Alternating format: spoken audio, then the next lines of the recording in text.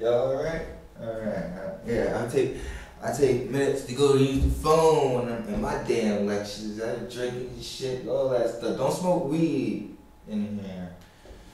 Don't smoke weed. Please. Anyway.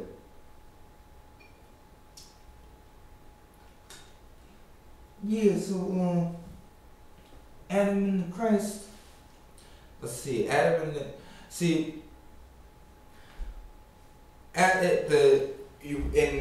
when Jesus is advertised, one of the best ways to advertise him is as the Savior.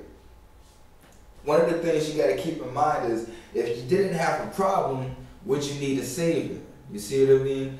There's some people that will be first off the bat. Yo, I don't need him to save me from anything. So you gotta kind of create the problem and tell them, yo, listen, you're gonna have problems. I've met some Christians like that would actually tell you that, you know, they will try to predict your future, and they'll tell you you got like all this bad stuff coming from Satan. You see what I mean? And use it and would use it as a, like, you know, and you'd be scared shitless. To the point where you would really want to go to church, to their church, to pay them money. You see what I mean? And they don't really get money out of the church. It's just the respect sometimes. Sometimes people, they join these things and the first thing they want to do is save as many souls as possible from hell with Jesus Christ. You see? But yet at the same time, they would never, ever, ever give whatever you believe in some respect. You see what I mean? And you can't blame them for that. You can't blame them for that. Everybody's religion wants to be the freaking best religion. We, as a people, before the whole slavery thing began, there was like, one thing they tell you is that we were worshiping these little stick figures of people and of beasts and of all kind of crazy shit. Now, if that's true,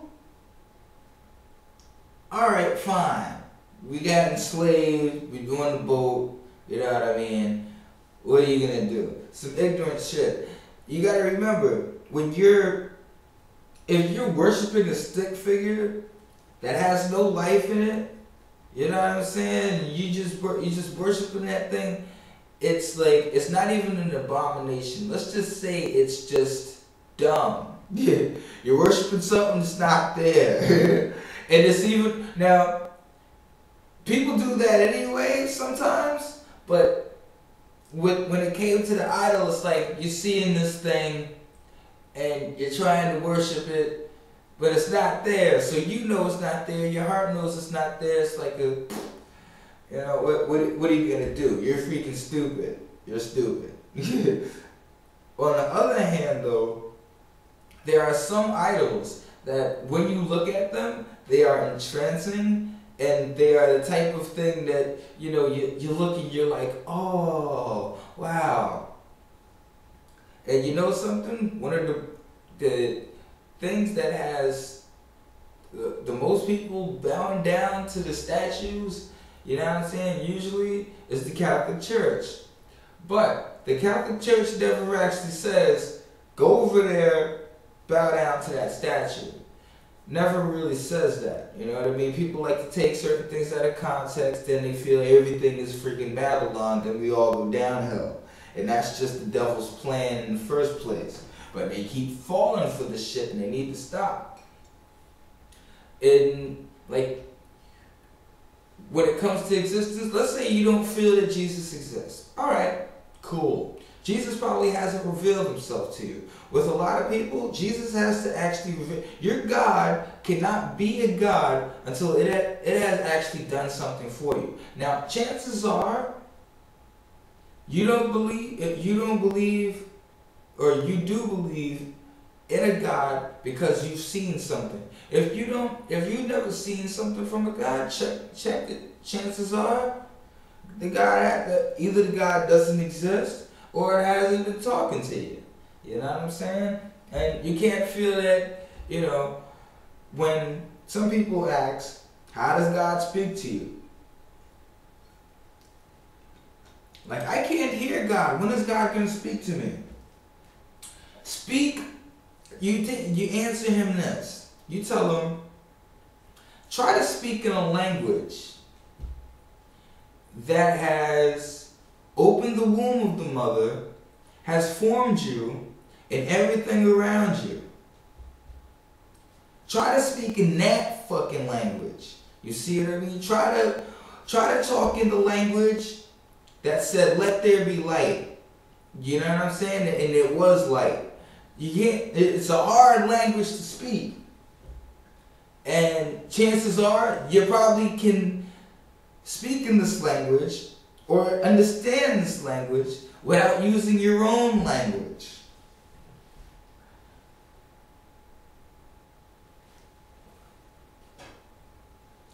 Now, some people like to say, like, the languages, there was a language issue, right? And they don't understand how to listen to God. Chances are, if you sincerely have not gotten a single dream about God or Jesus or whatever the case may be, if you haven't gotten a single vision, imagination, some shit you've seen in reality that kind of makes sense, that tells you that there is a God, or something, you know what I mean, like, I don't know, something you can show and tell. You can be like, boom, this is what happened, that's why I have a God. That's why there's a God. You know what I mean? You can do that. If you don't have those, you know what I mean, technically, you're, alright, cool. You don't have a God, you don't need a God. You can go about your little godly business. Why attack Jesus if he don't exist? People be going in on this Jesus thing, man. If Jesus don't exist, why attack him? Who are you attacking? And then if I tell you to go speak to God, right? Go and look for him. Where am I gonna find him? Like I said, speak to him in the language that has basically put all the universe together. Now, where did God come from? God had to come, I confirm that God had to come from a God who had to